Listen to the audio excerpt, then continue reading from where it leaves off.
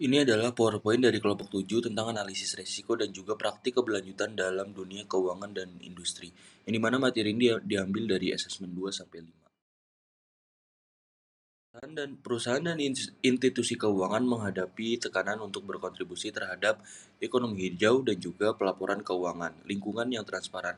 Banyak perusahaan membuat klaim palsu soal keberlanjutan tanpa henti dan juga bukti nyata, yang menurunkan kepercayaan publik dan juga investor. Manajemen risiko kuantitatif maupun kualitatif jadi kunci untuk menghadapi ketidakpastian dan juga reputasi, dan juga keberlanjutan bisnis jangka Ada panjang. rumusan masalah. Apa itu greenwashing dan dampaknya? Terus ada tantangan pelaporan emisi skop 3. Terus yang terakhir ada bagaimana cara pendekatan analisis resiko yang dilakukan. Penjelasannya buat yang nanya apa itu greenwashing? Greenwashing adalah praktik menyesatkan di mana perusahaan mengklaim ramah lingkungan. Tidak ada tindakan nyata mendukung klaim tersebut. Terus juga ada contoh politik. Contoh politiknya itu ada 3. Yang pertama, menggunakan label hijau tanpa sertifikasi resmi. Yang kedua, fokus pada satu aspek ramah lingkungan, padahal aspek lain mencemari perusahaan. Yang ketiga, ada laporan keberlanjutan yang tidak akurat atau manipulatif. Terus, mengapa berbahaya?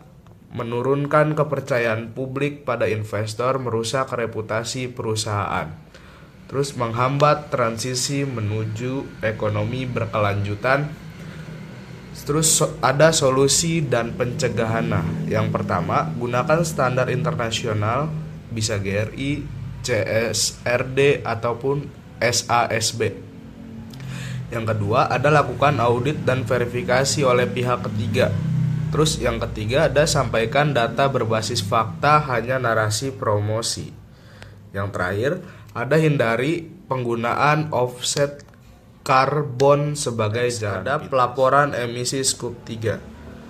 Buat yang nggak tahu, apa sih Scoop 3? Emisi Scoop 3. Emisi Scoop 3 itu adalah emisi tidak langsung yang berasal dari wilayah rantai pasok, termasuk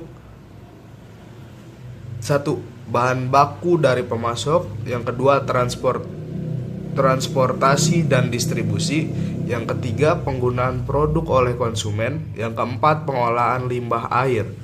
Terus juga ada emisi skop 3 bisa mencakup lebih dari 70% total jejak korban di suatu perusahaan. Tantangan utamanya adalah data sulit diperoleh karena bergantung pada pihak ketiga. Metodologi tidak seragam antar industri. Yang ketiga, tidak ada kewajiban hukum yang kuat. Yang keempat, ada biaya pelaporan tinggi. Terus di sini juga ada solusi strategis. Yang pertama, gunakan teknologi digital seperti ERP, blockchain atau AI tracking. Terus juga ada latih dan beri inisiatif pada supplier agar mampu melaporkan data. Yang terakhir, ada bentuk aliansi industri untuk berbagai standar pelaporan. Scoop 3 bukan hanya kewajiban tapi juga peluang untuk mendorong efisiensi, transparansi, dan kepercayaan bisnis secara menyeluruh. Analisis risiko. Apa itu analisis risiko? Analisis risiko adalah proses untuk mengidentifikasi, mengevaluasi, dan mengelola potensi ancaman yang dapat mengganggu operasional atau tujuan perusahaan, khususnya dalam konteks keberlanjutan dan ESG, intermiksi dan social government. 1. Pendekatan kualitatif berdasarkan persepsi, pengalaman, dan diskusi ahli. Contoh metode: risk matrix milenial, dampak dan kemungkinan risiko. SWOT dan pastel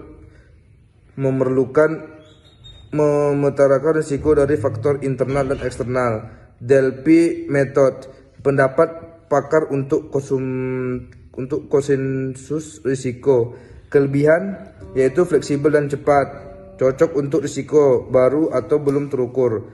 Yang kedua, pendekatan kualitatif, menggunakan data numerik dan model statistik. Contoh metode itu simulasi Monte Carlo, proyeksi banyak skenario risiko, value at risk, ukur potensial kerugian maksimum, regresi dan bela analisis, mengukur sensitivitas saham terhadap pasar.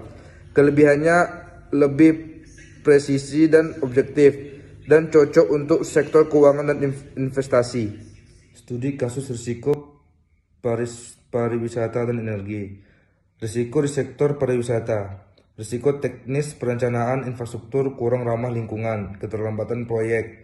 Risiko eksternal, perubahan regulasi, bencana alam, banjir, gempa, dan kebakaran. Risiko reputasi, ulasan negatif online, lingkungan dan konflik sosial. Mitigasi, analisis SWOT and pastel untuk identifikasi risiko. Matriks risiko untuk prioritas mitigasi. Rencana kontingensi dan asuransi risiko. 2. Risiko di sektor energi, PT Adora Energi Tbk. Risiko operasional dan pasar modal khususnya dalam transisi energi terbarukan. Beta saham menurut dari 130 2019-2021 ke 095 2022-2004 menunjukkan stabilitas meningkat. Risiko sistematis dikurangi melalui diversifikasi ke energi terbarukan, strategi ESG, dan diglobalis. Analisis tambahan yang pertama itu ada value of the risk untuk mengukur exposure keuangan, sensitif stress testing terhadap perubahan harga komoditas dan kebajikan. Selanjutnya yaitu kesimpulan dari analisis risiko dan praktik keberlanjutan dalam dunia keuangan dan industri. Yang pertama yaitu ada isu keberlanjutan dan manajemen risiko sangat penting dalam dunia keuangan dan industri di era transisi menuju ekonomi hijau. Yang kedua, greenwashing adalah ancaman serius yang bisa merusak reputasi dan kepercayaan publik.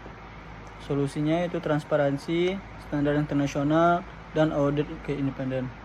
Pelaporan emisi skop 3 sangat menantang karena memproduksi rantai pasok dan data eksternal, namun teknologi dan kolaborasi industri dapat mengatasinya. Analisis risiko kualitatif dan kuantitatif membantu perusahaan mengidentifikasi dan mengelola risiko dengan efektif, baik risiko reputasi, operasional maupun keuangan. Studi kasus dari sektor pariwisata dan energi membuktikan bahwa integrasi keberlanjutan dan manajemen risiko adalah strategi kunci untuk ketahanan bisnis jangka panjang.